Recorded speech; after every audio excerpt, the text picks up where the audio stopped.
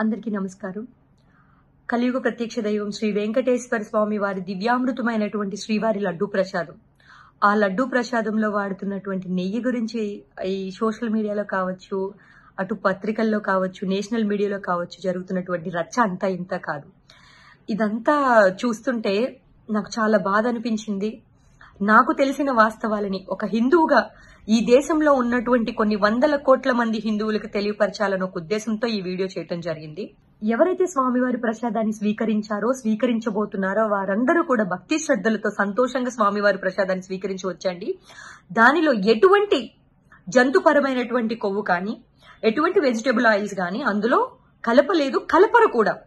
ఎందుకు నేను ఈ విషయాన్ని ఇంత గట్టిగా చెప్తున్నాను అని అంటే, ఈ ప్రసాదం తయారీ వంటశాల ఏదైతే ఉందో దానిని మనం పోటు అని అంటే అది అందరికీ తెలిసిన విషయమే. దానిని కొన్ని ప్రత్యేకమైన కుటుంబాలకు సంబంధించినటువంటి పూజారుల చేత స్వామివారి ప్రత్యేకమైన నైవేద్యాలు, స్వామివారి ప్రత్యేకమైన ప్రసాదాలని ఈ లడ్డు ప్రసాదాలని తయారు చేయిస్తారు. ఈ వంటశాలకు వచ్చేటువంటి ముడి సరుకులు, ఈ ప్రసాదం తయారీ కోసం కానీ, నైవేద్యం తయారీ కోసం కానీ వచ్చేటువంటి ముడి సరుకులు ఏవైతే ఉన్నాయో వాటన్నిటినీ కూడా ఇనిషియల్ గానే తిరుమల తిరుపతి దేవస్థానం వారి పరిధిలోనే కొన్ని పరీక్షలు నిర్వహింపబడతాయి. ఆ ముడి సరుకులు అన్నిటికీ అవి ఏవైనా కూడా, జీడిపప్పు అయినా, కందిపప్పు అయినా, లేదు అని అంటే నెయ్యి అయినా, పాలైనా, పంచదారైనా, బెల్లమైనా, ఏవైనా కూడా ఆ యొక్క పరీక్షల్లో వాటి యొక్క నిష్పత్తి, ప్రసాదానికి తయారీకి కావాల్సినటువంటి ప్రమాణాలు, అన్నీ కూడా విలువలు అన్ని కూడా అందులో ఉన్నాయా లేవా అని చూసి ఉన్న వాటిని మాత్రమే ప్రసాదీ తయారీ కేంద్రమైనటువంటి పోటుకు పంపిస్తారు.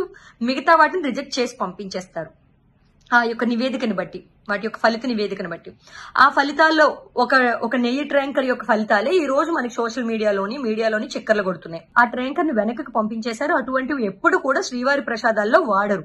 ఇంతకు ముందు వాడలేదు, ఇక పైన కూడా వాడబోరు. నేను ఎందుకు ఇంత నొక్కి వక్కాలించి చెప్తున్నాను అని అంటే, ఏ ప్రభుత్వం అధికారంలో ఉన్నా, ఏ పార్టీ వారు అధికారంలో ఉన్నా చాలా చిత్తశుద్ధితో ఉంటారండి. ఎందుకు చెప్తున్నాను అని అంటే, గత ప్రభుత్వం జగన్మోహన్ రెడ్డి గారి అధికారంలో ఉన్నప్పుడు కూడా ఈ ముడి సరుకులకు సంబంధించినవంటి, అది నందిని గీ అవ్వచ్చు, లేదు అని అంటే దుర్గా గీ కావచ్చు, లేదా జీడిపప్పులు, వేరే కంపెనీ జీడిపప్పులు కావచ్చు, పంచదార, బెల్లం, ఏవైనా కూడా ఇలా 46 రిజెక్షన్స్ జరిగాయండి. అలాగే అంతకుముందు చంద్రబాబు నాయుడు గారు అధికారంలో ఉన్నప్పుడు కూడా కొన్ని రిజెక్షన్స్ జరిగాయండి. అప్పట్లో ఈటీవీలో కూడా వచ్చాయండి. జగన్మోహన్ రెడ్డి గారు కూడా ఛానల్స్ లో వచ్చాయండి. ఇప్పుడు కూడా ఛానల్స్ లో వస్తుంది. అలా రిజెక్ట్ చేసి పంపించేశారనేది ఎందుకు నేను నొక్కి వక్కాలించి చెప్తున్నాను అని అంటే, ఏ ప్రభుత్వం వారైనా సరే తిరుమల తిరుపతి దేవస్థానం విషయంలో చిత్తశుద్ధితో ఉంటారు, ఉండి తీరాల్సిందే ఎవరైనా సరే. సో ప్రసాదాల్లో కల్తీ అనేది అట్లాంటివి జరగవండి.